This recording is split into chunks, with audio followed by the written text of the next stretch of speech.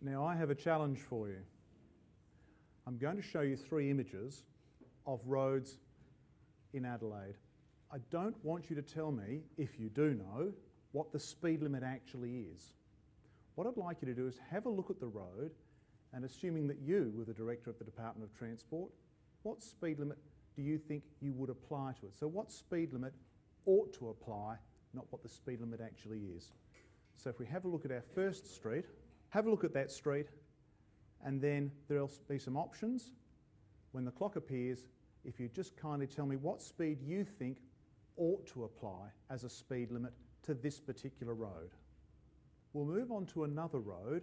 What I'm asking is, what speed limit do you think ought to apply to this particular road? There are a number of options, and the third environment is a fairly open road. Again, the speed limit that you think should apply to that particular road. I'd like to introduce my next speaker, which is Dr. Bruce Corben. He's from Monash University, and he will run through a 4th myth for us, that speed limits are always safe speeds. And I'm sure they are, because intelligent and articulate men like you, Bruce, tell us what speed limits ought to be, and clearly they are the safe speed limit irrespective of the nature of the conditions and the nature of the road. Let's have a look at some of the photographs we saw before the break and see how you went. So what sort of elements do we see in this photograph, please, Bruce, that might help us understand what the speed limit ought to be? So when we look at this road scene here, we see, for example, roadside poles, which are particularly unforgiving, roadside trees as well, and I think that would be one of the common concerns in that setting. I think we know that even for cars with good safety features, collisions at about 50 kilometres per hour is about the maximum impact speed that you would want for that type of crash. It's a setting also, an urban area, where we're likely to see pedestrians, bicyclists, and again we know in terms of the biomechanical limits of humans to impact forces that 30 kilometres per hour is about the maximum speed at impact that you would want to avoid a particularly severe or a fatal outcome. All right, well perhaps we can move on to our second response. Well, most people think it should be 50. What do you think? Well, again, I mean, the same sorts of issues arise there. It's the potential for vehicles to collide with roadside objects. We all think, I guess, that we're going to stay on the pavement, but one of our major challenges, I guess, in Australia is people actually staying on the pavement and not finding themselves as in collisions with roadside objects. So again, collisions over about 50 kilometres per hour start to produce pretty severe, very severe outcomes. If it happens to be a side impact, which quite often happens between a car and a roadside object, maybe 30 kilometres per hour is about the maximum that your vehicle can withstand before the risk of a severe outcome starts to rise rapidly. Well then, if we moved on to the slightly more open roadway, it seems we've got a fairly even spread in the middle there, with a few drifting off to the 80 k's at the top end there. So what I'm just thinking there's probably about $400 each and some demerit points at that end. And but what do we draw from this, please, Bruce? Well, I think one of the major issues there, and certainly it is a wider road, and it does tend to bring about a perception that higher speeds are okay. But we've got an intersection right there in the sort of the mid-range of the photograph, and again, thinking about the biomechanical limits of humans in crashes, collisions of about 50 kilometres per hour is about the level that you don't want to exceed, and in those circumstances, something like 1 out of 10 occupants of struck vehicles will be at risk of a fatal outcome. Above that 50 kilometres per hour, we start to get a very rapid rise in the risk of a severe outcome. And I see off to the right-hand side of the picture what looks like a bus shelter. So have you done some analysis of these sorts of pedestrian collisions? Yeah, we have, and they're all too common. There's certainly problems. I know in probably large parts of our country that our older pedestrians are very much represented in the fatal outcomes, and we know that as people age, their functional performance declines, they're not as agile, they're not as fast in terms of crossing wide roads, and I think we need to start looking at the effects of our ageing population in the future as well. So have we looked at pedestrian fatalities and measured them perhaps in some way? Do we have a graph on that sort of thing? Yeah, look, we've had in Victoria, I think if we can bring up a shot there, this is I think a very telling, simple trend in pedestrian deaths going back in 1980 in Victoria, all the way through to last year. What we see is some distinct points there, I guess, where in the 1980s we were averaging something around 150 or so pedestrian deaths every year. Then in 1990, that dropped to a new level, below 100, and probably averaging around sort of 80 or so deaths in that new period. And the only feasible explanation for that was that speed cameras were introduced to Victoria on a large scale in 1990. In 2002, we see another step drop down, and again that happens to coincide, and that goes from a level of around 60 or more fatalities each year to a new level that ranges between about 40 and 60, and that hasn't been exceeded. And again, 2002 coincides with a major new speed initiative with additional equipment, tighter tolerances by police, and a host of other aspects focusing on speed. Bruce, if you had the opportunity to have a look at things like the effect, for example, that enforcement might have, or the effect that some of that awareness and education might have, as opposed to some of the other factors which limit the sort of speeds that we travel at? We certainly have had that opportunity, and over the last sort of 5 or 6 years, I guess, the team that I work with at Monash University have been doing a lot of strategy development work to help agencies and decision makers all around the country to estimate what sorts of reductions in severe trauma, that is deaths and serious injuries, are possible from investing in a whole range of road safety initiatives. And the next slide, I guess, is an illustration of the kinds of benefits. On the vertical axis, you see there estimated reductions over a 10-year period in deaths and serious injuries from, in the case of behaviour change programs, the blue bar, in the case of safer vehicle initiatives, trying to accelerate the take-up of proven safety features into the vehicle fleet, the yellow bar, investing in road infrastructure, the red bar. When we start to look at stepping up the effectiveness of our enforcement of existing speed limits, the purple bar there, you can see an increasing result there. And if we actually look at what might be possible from lowering speed limits, typically by 10 kilometres per hour across the network, you can see the sorts of reductions that we get.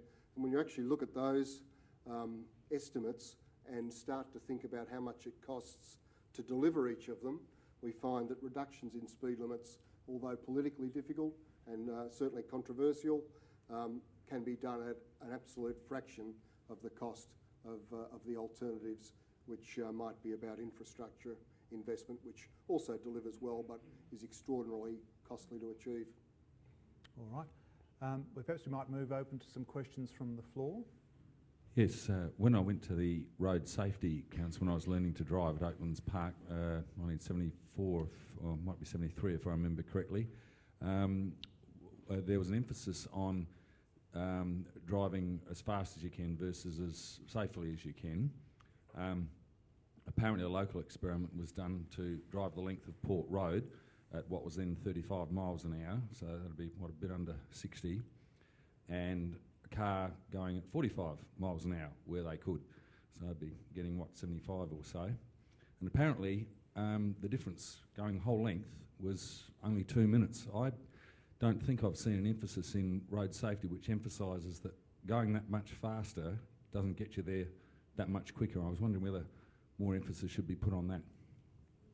Well, look, we've done some research, and it goes back about a decade now, when Australia was considering whether or not it would go from a 60 kilometre per hour default urban speed limit to 50, which, as we all know now, has been done. And whilst we didn't have direct evidence to measure the changes in travel time, simulation methods were used, and the impact of going from 60 to 50 was predicted to be something like a 9-second increase in your average urban journey as a result of that lower speed limit, and that most of the influence on people's travel times is about congestion, about traffic signals, delays of all sorts of other kinds, and a lot less about the actual speed limit.